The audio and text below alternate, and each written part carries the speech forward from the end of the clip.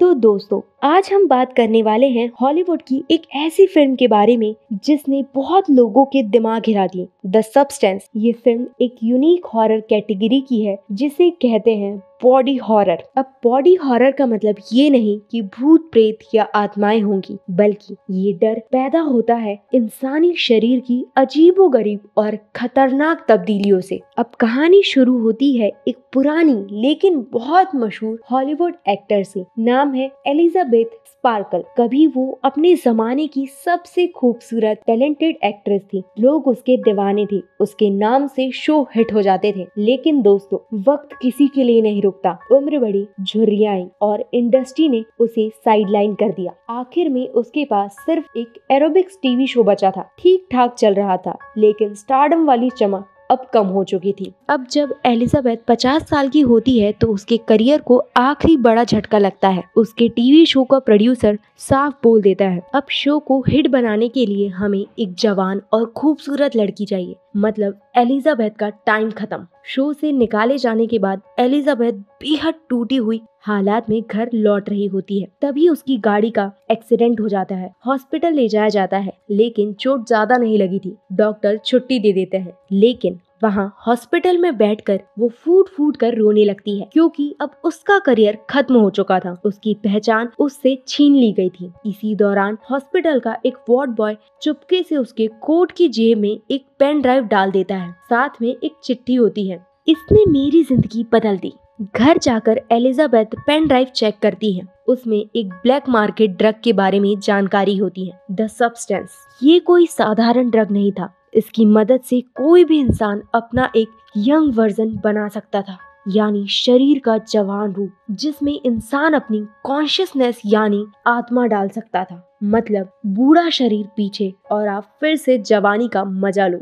सुनने में सपना जैसा लग रहा है ना? लेकिन दोस्तों, हर डील के साथ शर्तें भी आती हैं। इस ड्रग की भी कुछ लिमिटेशन थी। ये यंग बॉडी सिर्फ 7 दिन तक ही एक्टिव रह सकती थी। क्यों? क्योंकि उसे जिंदा रखने के लिए एक खास स्टेबलाइजर लिक्विड चाहिए था। ये लिक्विड सिर्फ इंसान की सिर्फ असली बॉडी से बनता है, और तभी बनता है जब आत्मा उस बॉडी में मौजूद हो। यानी हर हफ्ते इंसान को वापस अपनी असली बॉडी में आना ही पड़ेगा ताकि वो लिक्विड जनरेट हो सके। पहले तो एलिजाबेथ इस सब को बकवास समझकर पेन ड्राइव डस्टबिन में फेंक देती है। लेकिन दोस्तों, इंसान जब टूट जाता है तो किसी भी सहारे को पकड़ लेता है। वो कंपनी को कॉल करती है और सब्सटेंस ऑर्डर कर देती है। कुछ दिन बाद उसे सीक्रेट एड्रेस पर बुलाया जाता है और वहाँ उसे एक बॉक्स मिलता है, द सब्सटेंस किट। उसके अंदर 4 चीजें थी। एक्टिवेट सिरम, जिसे असली बॉडी में इंजेक्ट करने पर उसके सेल्स तेजी से डिवाइड होकर एक यंग बॉडी बना देते हैं। स्टेबलाइजर इंजेक्शन,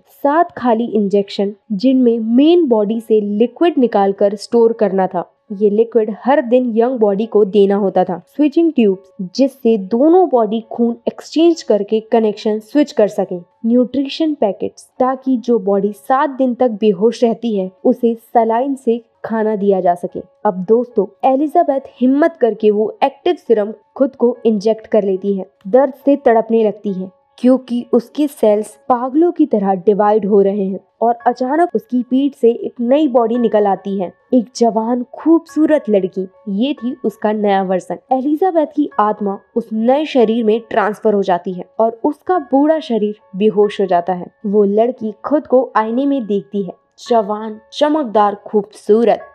वो अपने पुराने शरीर को सिल देती है ताकि कोई सबूत न रहे। लेकिन थोड़ी ही देर में नई बॉडी की तबीयत बिगड़ने लगती है, क्योंकि उसने अभी तक वो स्टेबलाइजर लिक्विड नहीं लिया था। तब वो अपने असली शरीर की रीढ़ की हड्डी से लिक्विड निकालती है और इंजेक्शन लेती है। तुरंत राहत मिल जाती है। अब दोस्तों, यहीं से खेल शुरू होता है। एलिजाबेथ का नया वर्जन खुद को नाम देती है स्यू, और सबसे पहले वो सीधा पहुंचती है उसी टीवी चैनल पर जिसने एलिजाबेथ को निकाल दिया था। वहाँ वो बताती है कि उसका नाम स्यू है। उसकी खूबसूरती और एनर्जी को देखकर प्रोड्यूसर तुरंत उसे हायर कर लेता है, और फिर स्यू का नया एरोबिक शो रिलीज होता है तो वो धमाका कर देता है। लोग दीवाने हो जाते हैं। उसकी फैन फॉलोइंग बढ़ने लगती है। यानी दोस्तों, एलिजाबेथ की टूटी हुई जिंदगी को नया चमकदार चेहरा मिल गया था। लेकिन असली कहानी तो यहीं से शुरू होती है। दोस्तों, अब शुरू होती है वो असली दास्तान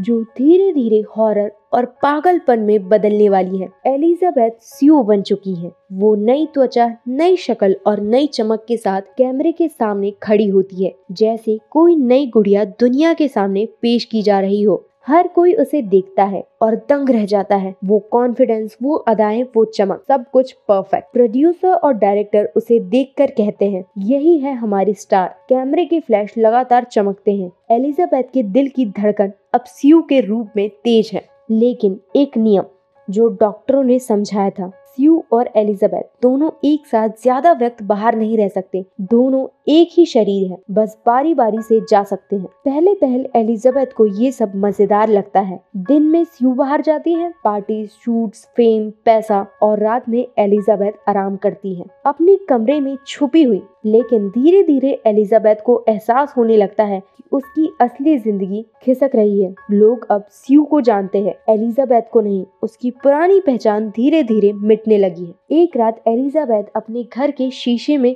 देखती है। परछाई में स्यू की झलक उसे दिखाई देती है, जैसे वो कह रही है, अब ये जिंदगी मेरी है। एलिजाबेथ डर जाती है, लेकिन उसे कोई यकीन नहीं दिला सकता कि ये सब बस उसका वहम है। इधर स्यू और भी ताकतवर होती जा रही है। हर जगह उसका नाम है, टॉक शो, अखबार, फिल्म, हर जगह बस स्यू। एलिजाबेथ धीरे धीरे अदृश्य होती जा रही है। उसे लगता है उसका वजूद मिट रहा है, लेकिन फिर शुरू होता है असली खेल। स्यू अब एलिजाबेथ को कमरे में कैद रखने लगी है। अब वो बारी बारी से जीने के नए नियम मान रही है। एलिजाबेथ चीखती है, चिल्लाती है, लेकिन स्यू बाहर जाकर दुनिया को दिखाती है परफेक्ट औरत, परफेक्ट चेहरा। एलिजाबेथ का शरीर टूटने लगता है। उसकी आंखों के नीचे गहरे काले धब्बे, चेहरे पर झुर्रियां, बाल झड़ने लगते हैं, जैसे कोई अंदर से चूस रहा हो उसकी जिंदगी। एलिजाबेथ आईने के सामने रोते हुए कहती है, ये मेरी जिंदगी है, मुझे लौटा दो। लेकिन स्यू सिर्फ मुस्कुराती है, जैसे शिकारी अपने शिकार को देखता है। अब एलिजाबेथ को एहसास होता है ये कोई साधारण डील नहीं थी। उसने अपनी रूह बेच दी। स्यू सिर्फ एक दूसरा रूप नहीं, बल्कि एक परजीवी है जो एलिजाबेथ की जिंदगी खा रही है धीरे धीरे। और दोस्तों, यहीं से कहानी बदल जाती है, और ये सिर्फ अब स्टारडम और सुंदरता की कहानी नहीं रही। अब ये जंग है, एक ही शरीर में दो औरतों की जंग। दोस्तों, अब कहानी पहुंच गई है अपने सबसे अंधेरे मोड़ पर। एलिजाबेथ और स्यू की जंग अब खुलकर सामने आने वाली है। वो शरीर जो कभी एलिजाबेथ का था, अब धीरे धीरे स्यू का बनता जा रहा है। एलिजाबेथ दिन ब दिन कमजोर होती जा रही है। उसकी आंखों के बीच काले घेरे और चेहरे की झुर्रियां किसी बुजुर्ग औरत की तरह लगने लगी है। वो आईने में देखती है तो स्यू हंसते हुए वापस उसे घूरती है, जैसे कह रही हो, तू बस खोल है, असली मैं हूँ। स्यू अब पूरी तरह कंट्रोल में है। वो बाहर निकलती है, रेड कारपेट पे चलती है, इंटरव्यू देती है, हर जगह कैमरे उस पर फोकस करते हैं। लोग कहते हैं इतनी परफेक्ट औरत हमने कभी नहीं देखी। लेकिन अंदर कमरे में एलिजाबेथ जिंदा लाश बन चुकी है। उसके पास बस चीखें बची हैं, जिसे कोई सुन नहीं सकता। एक रात एलिजाबेथ आखिरी कोशिश करती है। वो दवाइयों के कमरे में जाती है और स्यू से कहती है, ये मेरा शरीर है, मुझे लौटा दो। लेकिन स्यू हंसते हुए कहती है, तू अब सिर्फ एक छाया है। दुनिया को एलिजाबेथ की जरूरत नहीं, दुनिया चाहती है स्यू को। एलिजाबेथ गुस्से में दवा का इंजेक्शन उठाती है और अपने ही शरीर को चुभा देती है। उसकी चीख कमरे में गूंजती है, खून बहता है, और उसी पर स्यू भी दर्द से तड़पती है। दोनों एक दूसरे से बंधी हुई है, एक की चोट दूसरे को भी लगती है। एलिजाबेथ कहती है, अगर मैं नहीं जी सकती तो तुझे भी नहीं जीने दूंगी, और वो खुद को बार बार चोट पहुंचाती है। स्यू डर जाती है, वो चिल्लाती है, लेकिन देर हो चुकी थी। कमरा खून से भर जाता है। एलिजाबेथ जमीन पर गिर जाती है, उसकी सांसें टूटने लगती है। स्यू का चेहरा धीरे धीरे पिघलता है, जैसे नकली परत उतर रही हो। वो परफेक्ट चमक, वो सुंदरता सब मिटने लगती है। आखिरी सीन में कैमरा एलिजाबेथ के टूटे फूटे शरीर पर